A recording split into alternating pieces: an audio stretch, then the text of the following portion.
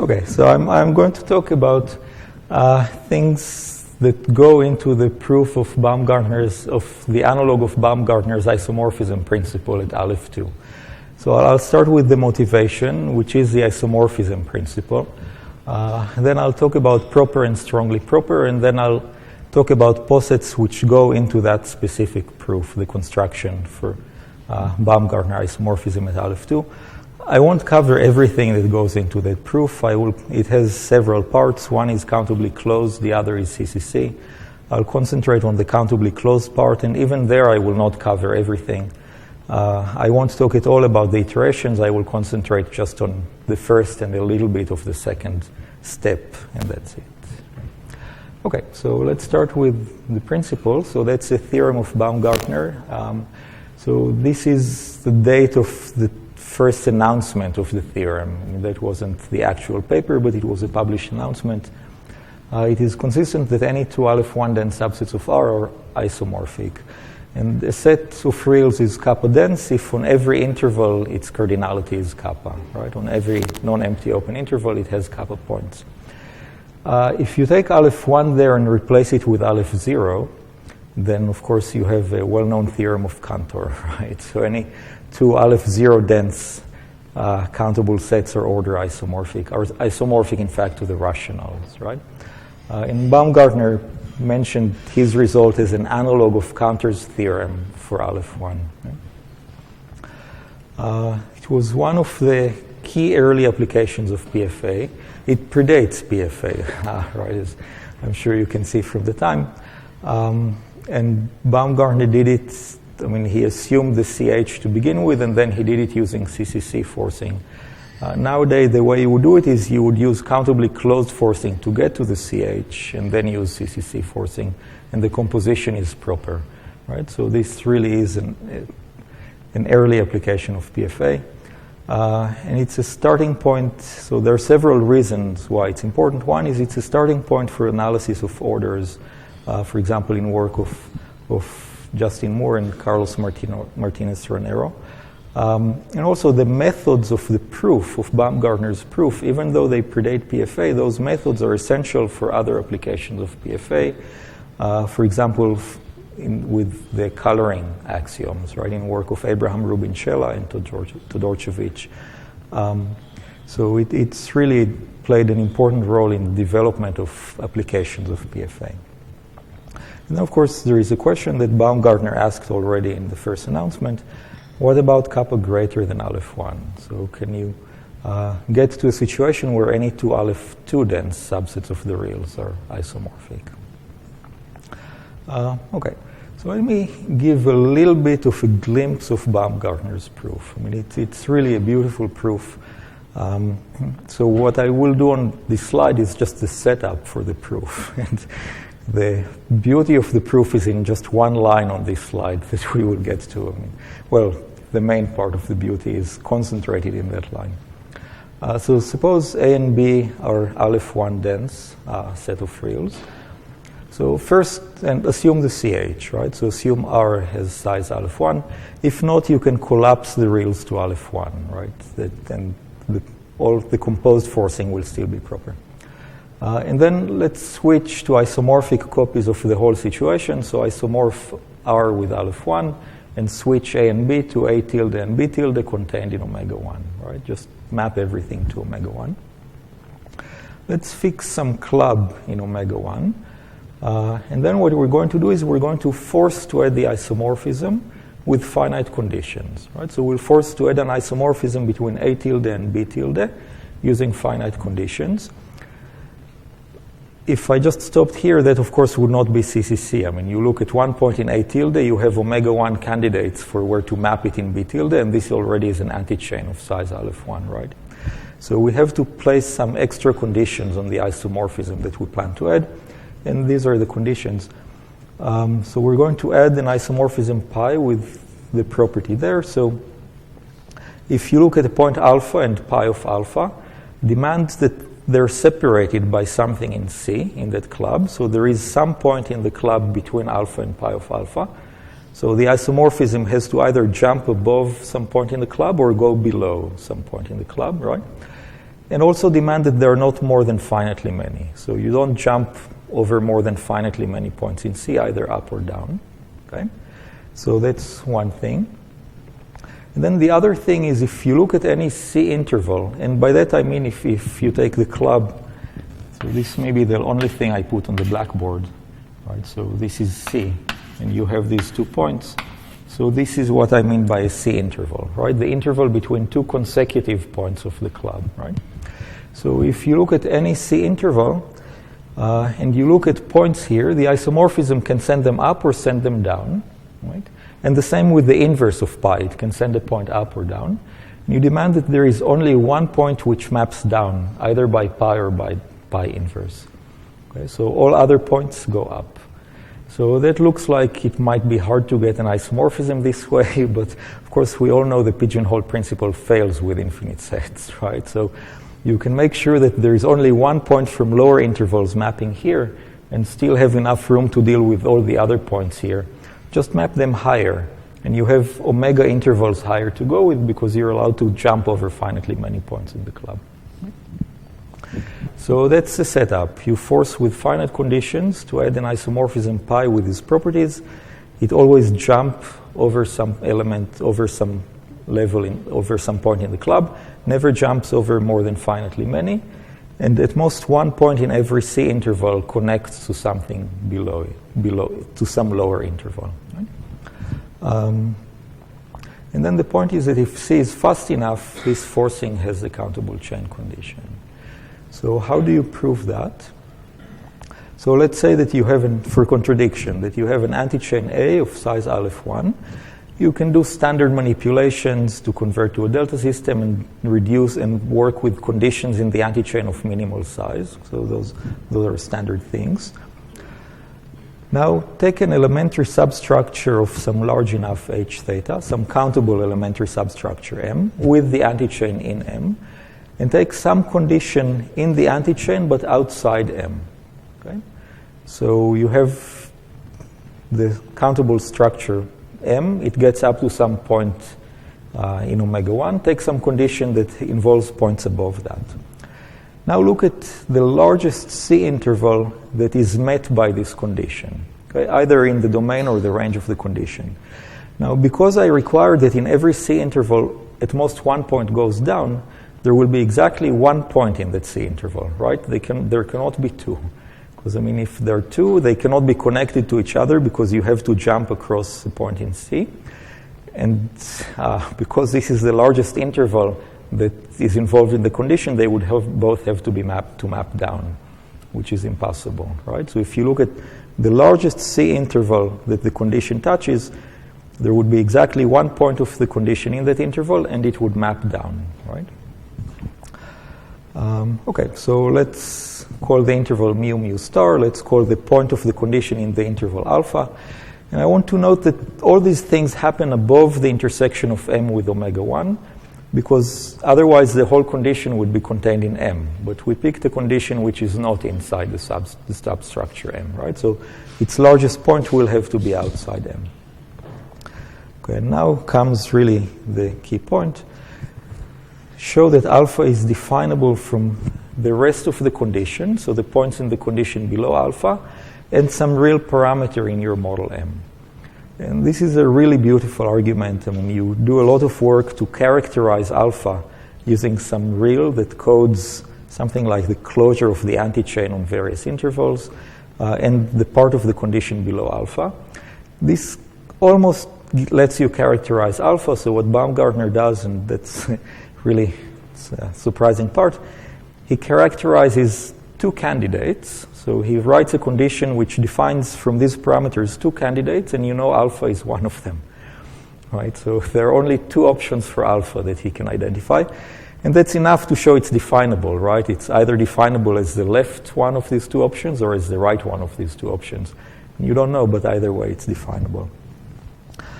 So you show alpha is definable from the part of P below it and some parameter in M. And that's a contradiction if C is fast enough, right? If C is a fast club, then every point in C is a closure point of definability from parameters that were enumerated before. So, and that's really what I mean by fast enough. And then since alpha is definable from points that are entirely below mu, right? The rest of P is below mu, and the intersection of M with omega 1 is below mu. Alpha would have to also be below mu, and that's a contradiction. Right?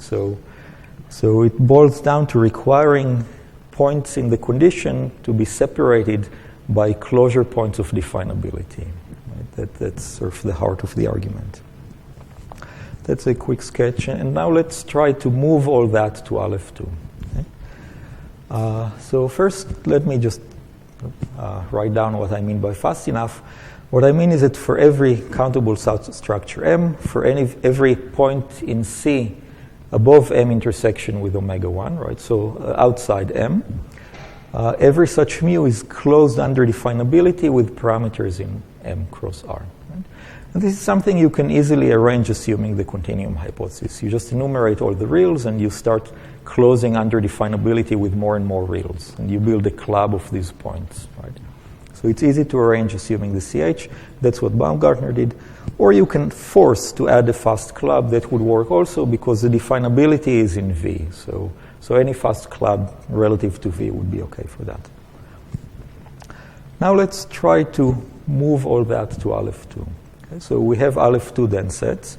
Now we isomorph R with Aleph 2, of course. So A tilde and B tilde are now subsets of omega 2. We still want to add an isomorphism, and the isomorphism using a poset that has the countable chain condition, right? I mean, that's sort of important because we don't want to collapse any cardinals. We can't switch suddenly to the Aleph 1 chain condition that could collapse cardinals, right? So we still want the CCC poset. That means that the anti-chains we would have to deal with for contradiction are not cofinal in omega 2. They just reach up to some gamma below omega 2, right? So that means, okay, so let's step back a bit. So I want to replace these C intervals that the isomorphism map to now by intervals in omega 2, right? And make some parallel requirement that you map into these intervals arc psi, and in each arc psi, at most 1 point maps down, something like that maybe, right? But I have to deal with antichains of size Aleph 1 for contradiction. So that means that given an antichain, it would be cofinal in some gamma below omega 2. And I have to somehow parallel Baumgartner's argument at gamma, not with all the arc size, but just with the arc size below gamma. So we'd have to show that for any gamma less than omega 2, if you just look at the intervals below gamma, they're eventually, you can drop some countable initial segment, but they're eventually separated by a fast enough club, not in omega 2, but just in the countable power sets of gamma. Right? This really is the parallel for the argument. That's what we would need. And of course, you can't enumerate the reals here. There are omega 2 reals. Gamma is somewhere below omega 2. And this club that you have to deal with might show up much later. I mean, it might be coded by some real that shows up much later. Still, the intervals you had just below gamma already had to anticipate all the clubs that you might add later on, all the clubs in P omega 1 gamma that you might add later on. Okay? So that's the difficulty. So let me step back a bit and do a bit less than that. So let's forget about intervals and just think even just of if we wanted individual points in omega 2 with a property like this, that for any gamma less than omega 2, if you look at just the points below gamma, they're separated eventually by a fast enough club in P omega 1 gamma. Okay? So let's just think about that. So let me call that a sparse set. Okay? So I'm going to write down the definition. So this is a little bit of coding just to talk about clubs in P omega 1 gamma, right? So I fix a bijection for each gamma, a bijection from omega 1 onto gamma, and then clubs, this is going to be a club in P less than omega 1 gamma, and it's given by a club in omega 1, right? So if you, for any club C in omega 1, look at the image of the points in C under this bijection, this gives you a club of countable subsets of gamma, right? And it's a standard way to connect clubs of countable subsets of gamma with clubs in omega 1. Okay? Now let's call a set sparse. So this is just a set of points in omega 2. Let's call it sparse relative to a collection C of clubs in omega 1 if for every gamma, And for every club in the collection, if you look just at the points below gamma, okay, you're allowed to drop countably many of them. But after you dropped countably many, any two of the remaining points below gamma are pairwise separated by an element of this club of countable subsets of gamma. And by that I mean there is something in the club so that one of the points is in it and the other point is outside, right? So this is like a very special case of what we had over here with the arc size being just singleton points, okay? So that's a sparse set.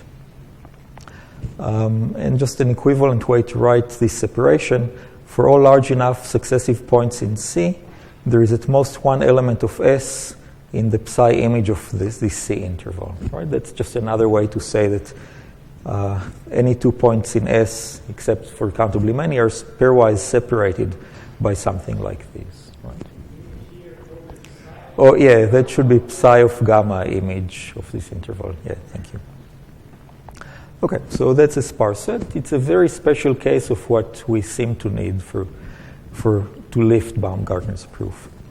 Okay, so by the reasoning of the last slide, this is necessary if we want, well, at least if we want to try to lift Baumgartner's proof, right? I mean, who knows, there might be other CCC posets, but if we want to lift Baumgartner's proof, we need something like this, okay?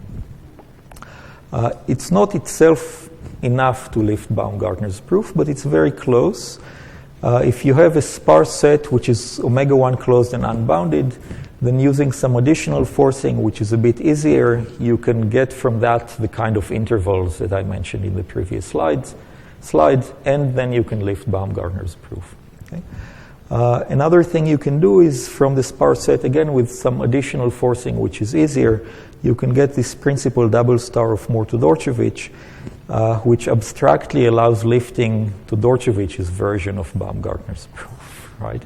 So there are a couple of ways to address that, but the moral is that if you can get this sparse omega 1 closed and bounded set, that gets you very close to having a CCC forcing that will add the isomorphism you need. Okay. But then the question is, how do you add these sparse sets? I mean, can you add the sparse set relative to all clubs in V without collapsing too many cardinals and in a way that hopefully can be iterated? Okay, so let's talk a little bit about adding sparse sets. And I'm just going to write the most natural poset for adding a sparse set. Okay, so let me assume the CH. Let's also assume that H aleph 2 has size aleph 3. This is not essential. It's just to connect to this aleph 3, which I could increase if I wanted to in all places, right? So that's not essential. And then conditions in this poset P sparse are pairs, S and C. So we force with countable approximations. So C is a countable collection of clubs that we're committed to handling from now on. Okay, so we're just committed to those clubs. S is just a countable approximation for the sparse set, but added in this sort of Baumgartner forcing for adding a club with finite conditions, all lifted up one cardinal. So it's countable conditions.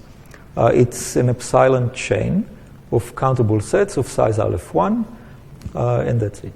All right? So this is the forcing. Well, I haven't told you the order yet that's coming. But before that, let me say what the S set is going to be. I'm going to look at each M that makes it into these conditions, look at its intersection with omega 2, collect all these into S. Right? So this is the set S, right? The set of intersections of the models with omega 2. Okay? And then by standard arguments, this is going to be omega 1 closed and unbounded. This is very much like adding a club with finite conditions using chains of models, finite chains of models, except this is countable conditions using countable chains of models, right? So far, all that this will do is it will just add a club in omega 2. This alpha M will just form, well, an omega 1 closed subset of omega 2. Now I have to add the sparseness, right? And this is where the order comes in. So there is this part which is the obvious one, right? You extend the chains and you commit to more clubs. And now I want to make it sparse. And what I need is exactly this. So once an M already made it into the condition, you have to obey the sparseness condition below alpha M, right? So that's what's written here. So M is already in. So you look at alpha M, right? You look at a club already in your condition, so you're committed to obeying the sparseness for this club and alpha M. And what is the sparseness condition? Just if you look at two consecutive points in the C psi alpha M, right? The conversion of C from a club on omega 1 to a club of countable subsets of alpha M. If you look at two such points, there should be at most one element of this set between them, unless you already put some element with S. But with the new elements that you put extra, there should be at most one between them, right? And that's what's written here. If there is some new element whose ordinal made it into this difference between two consecutive points of the club, then there is at most one such thing in the entire S star. Okay? So that's exactly the sparseness condition for new elements in S at an M, for new elements in S star at an M that already made it into S and the club that already made it into C. Okay, so and that's clear that if you force with this S, the S that you get will be sparse. That's easy. I mean, the condition is designed exactly to give you that, right?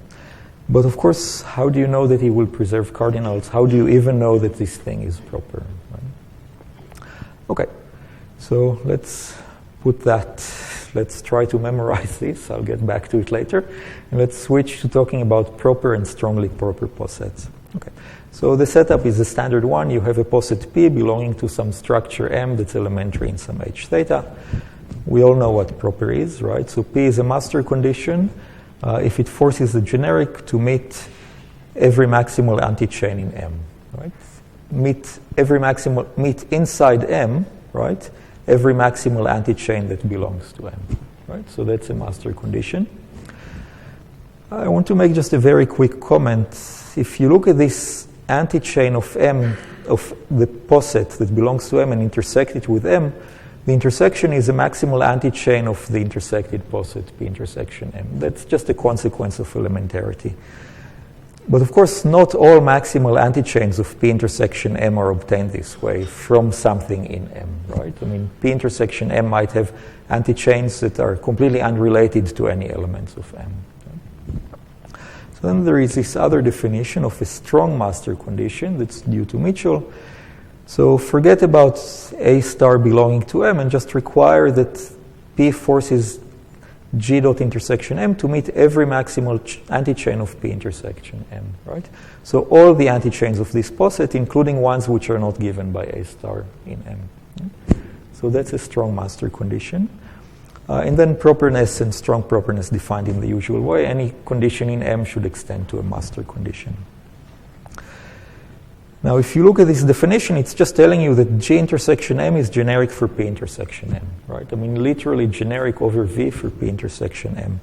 And then you can factor forcing with P into two stages. First, you add G intersection M using the poset P intersection M, and then you have the quotient. Because G intersection M is generic for P intersection M if you have strong properness.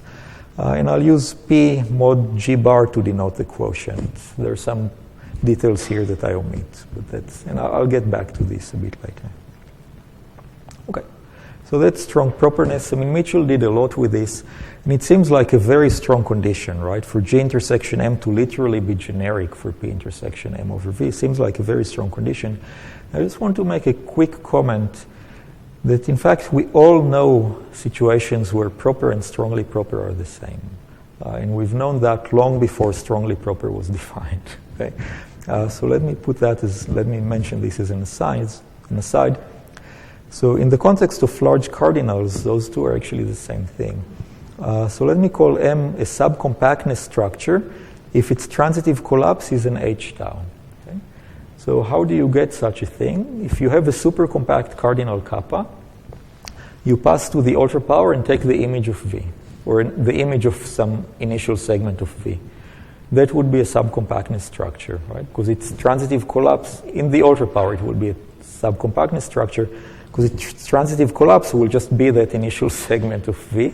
That's also an initial segment of the ultra power, right? So if you have large cardinals, supercompacts, you have a lot of these subcompactness structures. Now, these subcompactness structures have this approximation property. If you look at any poset in M, and look at any A contained in P intersection M. A doesn't have to be in M, but you always have some A star which is in M, whose intersection with M is equal to A. Right? So, and that's an easy argument. Why is that? So go to the transitive collapse, look at the transitive collapse of A. Now, the transitive collapse of A is contained in the transitive collapse of P, so it has hereditary cardinality less than tau. So it's actually in H tau. So the transitive collapse of A belongs to the transitive collapse of M in this situation. So then just take its anti-collapse image. That will be your A star, right? It's just the anti-collapse of the pointwise image of the transitive collapse of A. That's your A star. Okay. Now, and of course, if you have that, now let's go back to strong properness. So keep this in mind. For any A contained in P intersection M, A is in fact equal to A star intersection M for some A star that's an element of M. So now this comment disappears completely, right? So it is the case that all maximal antichains A of P intersection M are obtained from some A star in M, right? So strong properness doesn't add anything. It's just exactly the same antichains that you had with properness. Sorry? For these subcompactness. Yes, of course. For these models. So strong properness doesn't add anything. So a master condition is a strong master condition in this context. And of course, we all know that, right? It's implicit in any argument for lifting elementary embeddings to forcing extensions using supercompacts. Like the proof of PFA, for example. That's exactly what's happening there. You're iterating proper posets, but in fact you have strong properness. And that allows you to lift the embedding. Right? So we all did that many times, long before strong properness was defined, right? And this is part of the reason that I'm talking about. The talk is between proper and strongly proper, right? So in this context, there is nothing between them, okay? They're the same. But really, I mean strongly proper with countably closed quotients. And I'll get to that in a second, okay? So now how to get strong properness? So Mitchell constructed some very interesting strongly proper posets. And the way you get strong properness is using residue functions. So let me say what these are. So a residue function is a partial function from the poset to its intersection with M. So think of it as taking a condition P and giving you some residue of P that belongs to the model M. But that residue should be strong enough to reflect a lot of what you knew from P. So what do I mean by that? So this F is a strong properness residue function if whenever you take an extension of the residue that's belong to M, that's inside M, it's compatible with the original condition. Right? So you have for any condition S, some residue f of s inside the model, so that any extension of the residue still inside the model is compatible with S. And that implies strong properness. That's easy to see. So suppose you have a maximal antichain A of the intersection poset, and you have some condition outside M. Right? You have to show that this condition doesn't force you to avoid that maximal antichain. Right? So we can extend the condition to something in the domain of F. And then look at the residue. The residue is in M. A is a maximal antichain in the intersection of the poset with M. So A has something below the residue, but anything below the residue that's inside M is compatible with the original condition. Right? So you can't avoid maximal antichains of the intersection. Right? In fact, so what this shows is that if you have a strong properness residue function whose domain is dense below P, then P is a strong master condition. In fact, the converse is also true. That's a slightly indirect argument to produce the residue. I won't go through it, but let me just mention that if P is a strong master condition, then you can define a residue of P which has this property. So this is really the only way to get strong properness, with a strong properness residue function. Now let me talk about countable closure of the quotients. So let's suppose we're in the context of a poset P, which is strongly proper for M. We have this strong properness residue function. We have a generic for the intersection, so for P intersection M. and we want to look at the quotient. One way to present the quotient is it's just a restriction of P to all conditions whose residue is in the generic we already have. Right? I mean, that will force to add a G, which extends G bar. Okay? So just do the forcing P itself, but restrict to conditions whose residue is in the generic, the part of the generic you're already committed to. Okay? Now, let's suppose that P is countably closed with largest lower bounds for countable descending sequences. I'll pretty much always assume that. Okay? So in that case, if the strong properness residue function is continuous, the quotient is countably closed.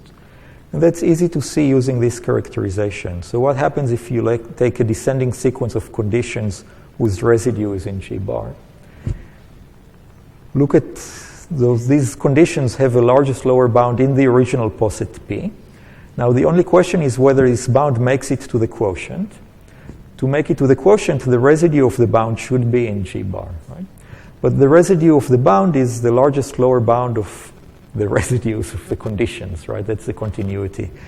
And the residue, so let me put some names here. So suppose you have a descending sequence Pi of conditions in P, whose residues are all in G bar. And then you have P omega, which is the largest lower bound, where the residue of P omega is just the largest lower bound of the residues of Pi. And therefore, it's going to be in G bar, because the residues of the Pi's are all in G bar. So continuity immediately gives you countable closure for this quotient. And again, the converse is also true if you interpret it correctly and you're willing to switch to a forcing isomorphic poset. So really the only way to get continuity of the quotient is with a continuous strong properness residue function. Okay, so let me now give you an example of a strongly proper poset. And I want to look at the poset for adding a sparse set, right? This P sparse that I defined before.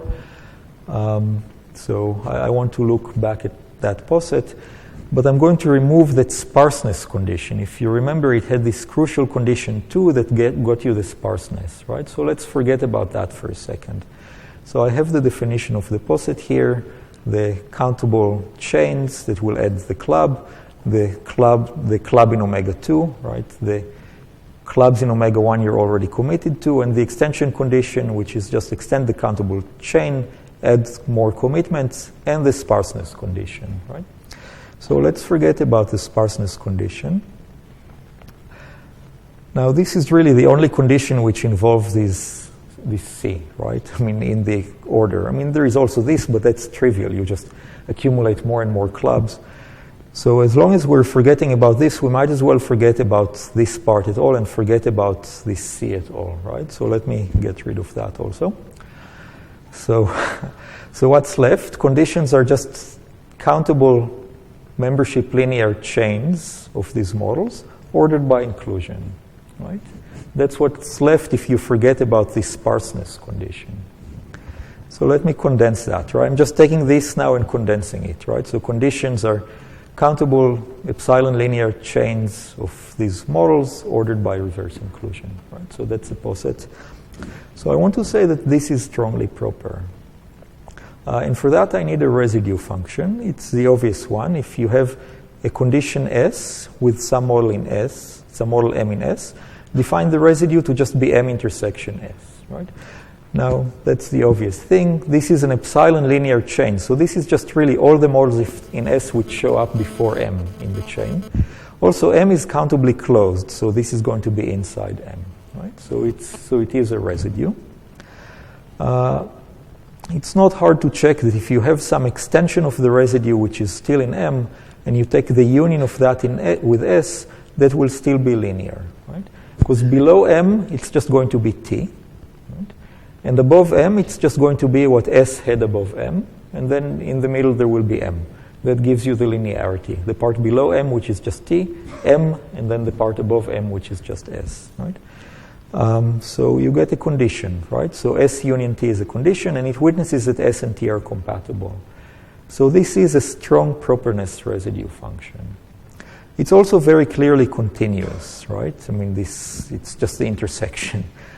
where is it? It's just the intersection. This is obviously a continuous function because lower bounds here are just unions, right, of descending chains. Okay, so the residue is a strong properness residue function. That means that every P with M in P is a strong master condition for P, and the residue is continuous, so the quotient, you have quotients and they're countably closed. Okay? So this is an example of a strongly proper poset with countably closed quotients. Okay, so now what happens if I bring back this sparseness condition too? So let's very quickly try to look at it. Where is it? So it's right here. So now if I have an M in S, it means I can't just do anything I want below M, right? I can't just add any T that I want below M. I have to obey the sparseness condition. I mean, the T's that I do add, if I want compatibility, have to be sparse relative to the clubs that I'm already committed to. And that's the only missing part. If I satisfy that, then I'm good. I will get compatibility. So what am I missing for condition 2? So not every T extending the residue below M is compatible. I can handle only T's which are sufficiently sparse relative to the clubs I'm already committed to. So let me just formalize that and put a condition that would exactly say that, right? So suppose you have S bar, think of it as the residue of S. That's a part of S below M. And then you have some T. Think of it as what I want to add, still below M, extending S bar, right? I want to add something below M. Then I'll say that the spacing sequence for the difference, right, it's just the new nodes that have to be sufficiently sparse, right? So spacing sequence for the difference is an epsilon linear sequence of countable subsets of H aleph 2, so that, well, I want it to be approachable, so initial segments of the sequence belong to each point in the sequence. But the important thing is the separation. It separates the new elements, the elements of T minus S bar, meaning that already X0 gives you all the old elements. Okay? And then the new elements show up one by one. If you go at each step in the sequence, if you look at the beta element minus the X's you've already accumulated before, there is at most one new point in that interval. Right? And then at the end, you get all of them. So if you look at the overall union minus X0, you get all the new points. So this is a sequence of countable structures which separate all the new points in T minus S. Right? That's a spacing sequence. Okay, so now what do I need for compatibility? So if I have these two conditions with M in S, T, D in M, T extending the residue of S, when do I have the compatibility? When can I add this new condition that's below M and maintain the sparseness? So I just have to worry about this sparseness condition. What I need is exactly this. There is a spacing sequence which belongs to all the clubs I've accumulated. Right? That's exactly what I need. Because what did the sparseness condition say? It said that if you look at any accumulated club and you look at any new point, any two new points, there is something in the club separating them. Well, I hope it doesn't fall. So there is something in the club separating them. And this would be it, right? I mean, these points in this vector X separate. Any two new elements are separated by something in vector X. And here I'm saying that all the things in vector X are in those clubs. So any two new points are separated by something in each of the clubs I'm already committed to. So, I mean, the notation is a bit messy, but think of it as exactly what I need for the sparseness condition. Okay, so now let's prove the properness of this poset be sparse, okay? Okay, so there will be 4 steps to the argument. I'm going to omit one of them. But first let's do the setup. So we have the usual thing, some large enough H theta, some structure in H theta that's countably closed of size aleph 1. And I want to prove that any condition which has, well, it cannot have this structure, it's in H theta, right? But it can have the intersection of the structure with H aleph 3. Those are the kind of models that I put in S, right? So any condition which has this structure inside S is a master condition for the model, right? That's what I want to do. So for that, I need to fix a dense open set that belongs to M hat. I have to show that this condition forces that you meet this set inside M hat. Now I can extend the condition without loss of generality and assume that the condition itself is in the in the dense open set. Right? And then all that's left is to find something in the dense open set and the model compatible with this condition. Right? That's what I have to do. So that's the setup. We have a condition. We have this M in the condition. We have a dense open set in M hat. The condition meets the dense open set. Now we need something that meets the dense open set in M hat and is compatible with the outside condition. So let's look at the residue of S. Now if I didn't have the sparseness condition, I would just find some T extending this residue, meeting the dense open set, and voila, I have compatibility.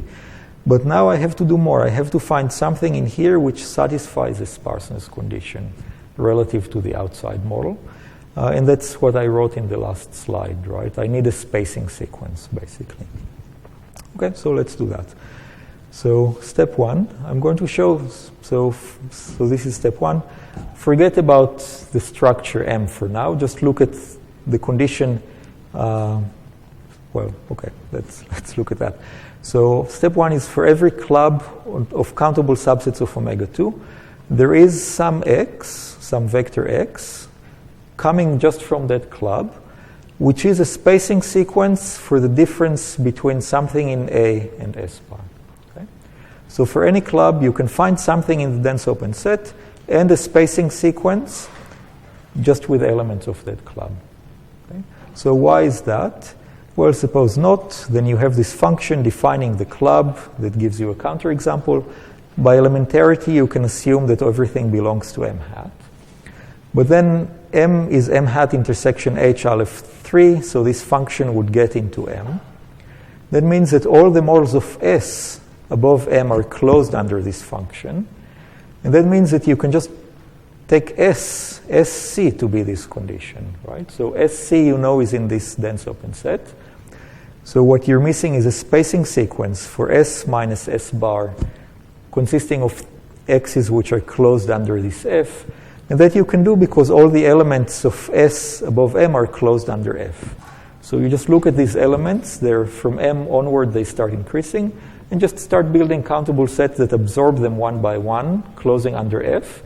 The closure will never make you take two elements of the sequence together because each element of S is closed under F.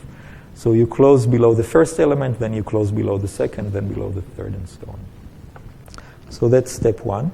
You can sort of forget about the justification. The important thing is the statement. And now step three, it's going to look very much the same, except now I'm replacing omega 2 by gamma. So, and I'm taking a specific club.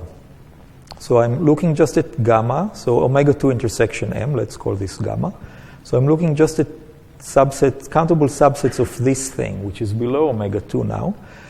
I'm taking all the clubs I'm committed to, switching them to clubs of countable sets here, and intersecting all of them. That's my E. So now it's a club of countable subsets of this gamma.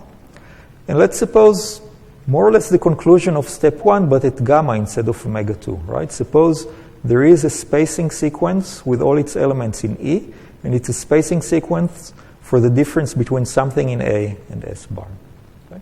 So it's almost the same as what I got here, except I switched omega 2 to omega 2 intersection M to gamma. Sorry? I guess this is gamma, yes. Alpha M. This is alpha M. Yeah, so yes. So it is gamma, and this is also gamma, and it's alpha M. They're all the same. Delta M, sure. Okay. Or mu M sometimes. I mean, they're, yeah. Okay, so these, if you look at these two things, they're almost the same. I'm assuming something here, right? I'm assuming that there is this condition in the dense open set with a spacing sequence whose elements all come from E, right? I just proved that there is such a thing if E is a club on P omega 1 omega 2. But here E is a club on P omega 1 alpha M, which is less than omega 2. So there is a gap between the assumption here and the conclusion here. I'll deal with it later. But suppose for now we have this. Well, So the spacing sequence belongs to M by countable closure. I mean, M is countably closed. This is just a countable sequence of countable structures. So it's in M, right? All below omega 2 intersection M, so it's in M. Now, if the spacing sequence is in M and the dense open set is in M, then by elementarity, I can witness this whole thing with a condition in M, right? So now I have a condition in M and in the dense open set and a spacing sequence for it relative to this club. And that's exactly what I needed for compatibility. So I have compatibility and I'm done. Except I'm missing one thing, and this is, so forget about the proof, concentrate on the conclusion of step 1 and the hypothesis of step 3. I need to somehow relate them to each other, right? So this is what I'm missing. The conclusion of step 1 implies the hypothesis of step 3. Okay, so let's handle that. So let me look at this property, asserting what I had before. X is a spacing sequence for the difference between something in A and S bar. So let's call this assertion tau. Okay? So it's an assertion about X now. Okay? So what I need for step 2 is exactly this principle. So if for every club of countable subsets of omega 2, there is an X with this property, whose elements all come from the club, then that goes down to gamma. Then for stationarily many gamma less than omega 2, for every club now on countable subset of gamma, again there is an X satisfying tau with all its elements in the club. That's exactly the connection I need from the conclusion of step 1 to the hypothesis of step 3. Okay? So this is an instance of something I call countable reflection of clubs. The countable is because these X's are countable sequences of countable sets. So you're not just looking at points in the club, but sequences, countable sequences of points in the club. Okay? And the reflection is, well, if you look at it from the point of view of M, this club is external to M, but if you look at the contrapositive, it lets you reflect an external club to M and get a club that is internal to M, right? So, okay. Anyway, that's the name, that's the principle, and it's exactly what I need to connect these two steps, right? The conclusion here and the hypothesis here. Okay, so now I better have this principle. Theorem is that if you start with a supercompact, that's a gross overkill. I mean, if you just want this, then a weakly compact is enough. If you want to iterate, you still can do it with less than a measurable. But let's just say supercompact. So if kappa is supercompact and you just collapse to make kappa into Aleph 2, that's all I'm doing here. It's just a standard collapse to make kappa into Aleph 2. Then you get this countable reflection of clubs. Okay? And if you put that together with what we saw about S sparse, that tells you that if you look at the composition, right, turn kappa into Aleph 2, so you have the principle, and then P sparse itself is proper for sets of size Aleph 1. It's also countably closed, so it doesn't collapse any cardinals. Well, so it doesn't collapse kappa and it doesn't collapse Aleph 1, right? So it preserves kappa as Aleph 2. It will collapse kappa plus, but I don't care about that, right? So that's a corollary. The composition is proper for enough structures of size less than kappa, so it preserves kappa as Aleph 2. Okay? So that's the two-step for adding a sparse set, right? So now we know how to add one sparse set, okay?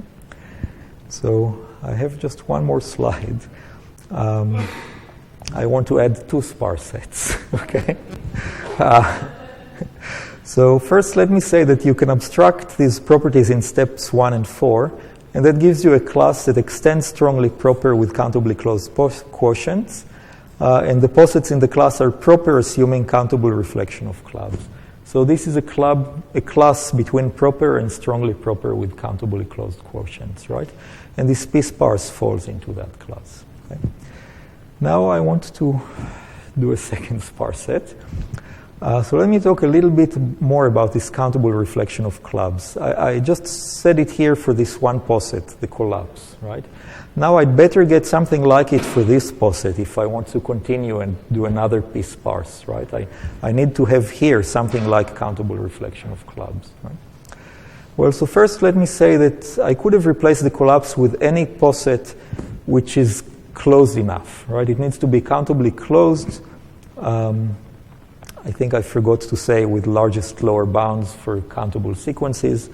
Turned kappa into Aleph 2. I want it to be strongly proper, and I want the quotients to also be countably closed, at least quotients to many structures, not necessarily all quotients, but measure one many subcompactness structures. I want the quotients to be countably closed. The collapse obviously satisfies that, right? The collapse is the quotient of the collapse to any gamma is just the remainder of the collapse, which is obviously countably closed, right? But you can do but this is all you need, right? This countable closure of the quotients. If you have that, then you get countable reflection of clubs in the extension. Now, the important thing is the quotients are countably closed. That's not quite enough for this poset, the iteration, the collapse followed by p sparse. The quotients are not quite countably closed, right? So let me weaken things a bit. So if you remember, I said a long time ago that this countable closure of the quotients is witnessed by continuous strong properness residue functions, right? So let me weaken this a bit. So let's still look at a continuous function, but now it's not a strong residue, a strong properness residue function. It's a residue function. I'll call it near strong if whenever you have countably many conditions in the domain, which are all mapped to the same residue. So these are countably many conditions all with the same residue. Then you can find an extension of the residue with a strong properness property, right? Then there is an extension of the residue so that every further extension is compatible with all of these, right? So with strong properness, you can do it for any condition individually. The extra requirement is here there is one Q which will work for countably many of them together. So this is another class between proper and strongly proper with countably closed quotients, right? We have such an F for this composition from the previous slide. So the quotients are not countably closed, but you do get this. That's enough for a variant of this theorem, which is enough for the properness of P sparse, so that allows you to repeat P sparse a second time, and a third, and so on. And this is more or less all I wanted to say. Let me just summarize. So I went over some of the methods that go into lifting Baumgartner isomorphism principle to Aleph 2. I left out a lot of details. There were some inaccuracies in the slides that maybe I should have told you before. And also, apart from details, I also left out some key parts. For example, I left out the CCC part completely. Also, I left out the iterations, right? I just dealt with one poset and very briefly the second one. I completely left out the iterations, which use countable sequences of models as side conditions. It's not a standard support iteration. You need side conditions.